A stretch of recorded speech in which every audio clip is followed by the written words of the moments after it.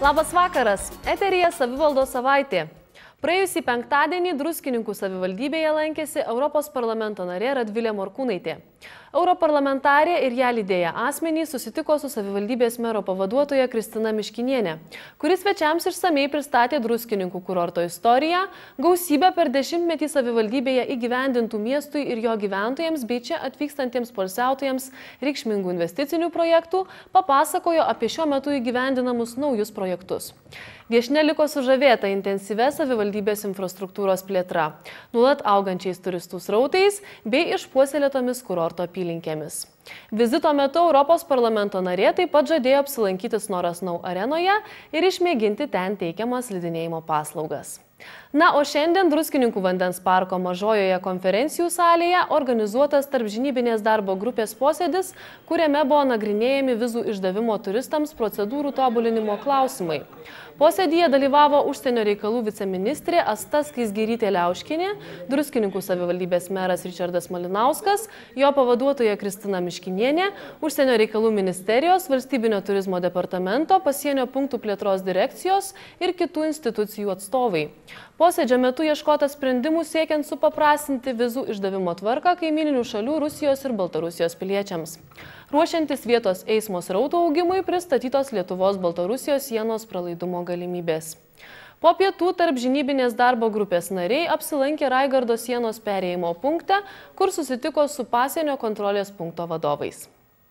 Mūsų vadinamoji vizų darbo grupė skirta turizmui į Lietuvą vystyti susirinko Druskininkuose specialiai, neatsitiktinai. Kodėl?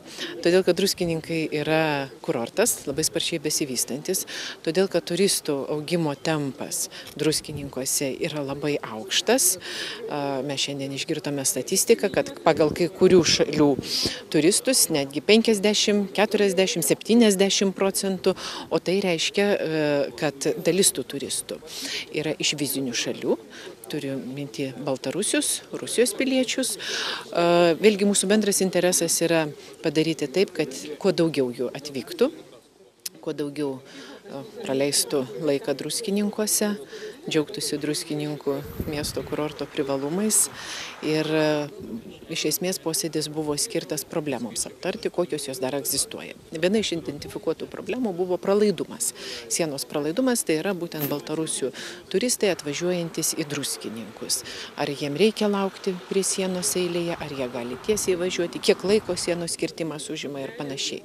Na, sukvietėm įvairias tarnybas, FSATą, muitinę, susisiekimo ministeriją, kartu kalbėjomės, diskutavom, sugeneravom keletą pasiūlymų, kurie bus pristatyti vyriausybei, ką daryti ir kaip daryti, kad tų eilių turistai nepatirtų. Kalbu apie turizmo segmentą, ne apskritai apie visus keliautojus. Kaip žinote, artimiausių metų įsigalios Lietuvos ir Baltarusijos susitarimas dėl pasienio gyventojų kelionių tvarkos.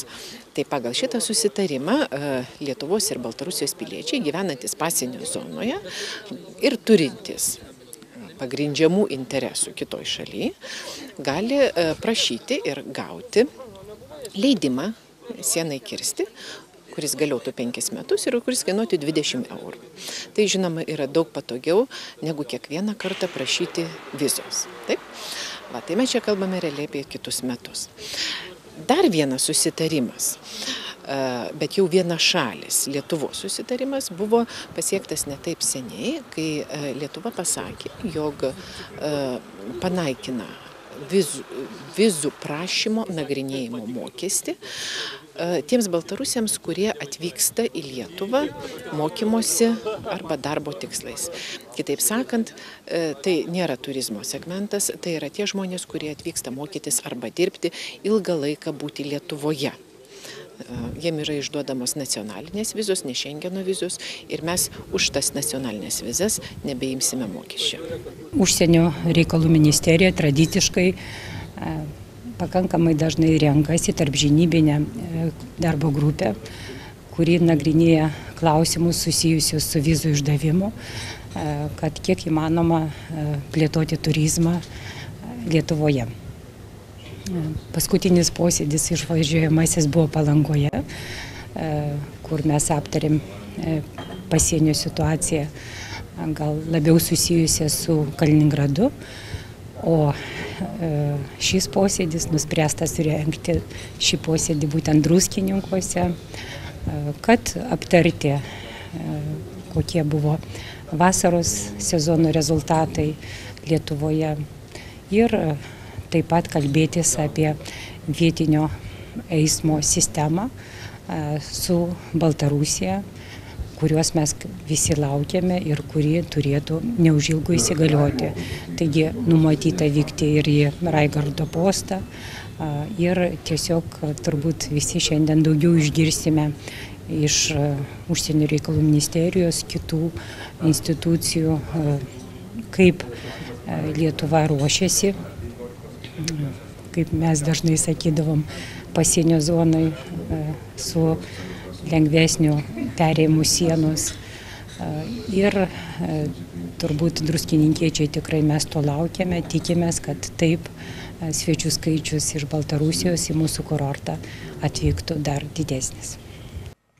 Įgyvendinant projektą pasienio viešosios turizmo infrastruktūros plėtra, atnaujinant senųjų gydyklų parką Druskininkuose ir Augusto skverą Augustave, kurorto širdyje baigiamas rekonstruoti gydyklų parkas. Visoje parko teritorijoje įrenginėjami pėsčiųjų takai, atnaujinamos parko vejos, statomi nauji sauliukai poilsiui. Per artimiausius mėnesius pagal parengtą parko dendrologinį planą bus pasodinti nauji želdiniai, medžiai ir dekoratyviniai krūmai. Taip pat bus atnaujintas grožio šaltinis, o tarp Vilniaus alėjos ir Europa Royal Druskininkai viešbučio atsiras įspūdingas centrinis parko fontanas. Parko rekonstrukcijos darbus planuojama užbaigti iki spalio mėnesio pabaigos. Šiuo metu įgyvendinam gydyklų parko rekonstrukcijos projektą, tačiau gydyklų parko rekonstrukcijos darbai sekasi gana sunkiai. Jau porą kartų atidėjom projekto vykdymo sutartį ir šiuo metu kreipėmės į Jungtinį techninį sekretoriatą, kuris administruoja šį projektą, prašydami trečią kartą pratęsti paramos sutartį iki spalio pabaigos. Tiesiog priminsiu, kad parko darbų rangovas yra uždaro akcinė bendrovė Akordas 1. Bendra projekto vertė yra 6,2 milijonų litų. Šiai dienai yra įsisavinta maždaug 60% projekto lėšų. Taigi apie 2,5 milijonų litų dar nėra įsisavinta. Ir tie pagrindinės darbų grupės, kur projekto lėšos dar nėra įsisavintos, tai yra 3. Fontano įrengimo darbai, grožio šaltinio įrengimo darbai ir želdinių pasodinimą. Tos 3 grupės darbų turėtų per šiuos 2 mėnesius turėtų būti įgyvendintos. Kaip tai pavyks, sudėtinga pasakyti. Lyg tai ir šiandieną dirba tie žmonės, tačiau darbai nevyksta taip sparčiai, kaip norėtųsi. Minėjau, kad keletą kartų pratęsim tų darbų atlikimo terminus, tačiau vis tiek nesulaukiam to tempo, kurį norėtųsi sulaukti. Ir paskutinis terminas, kur galbūt pratęs mums tos darbų atlikimo terminą, tai bus spalio 30 diena. Šeštadienį į Druskininkus po kelių dešimtmečių vėl sugrįžo ralis.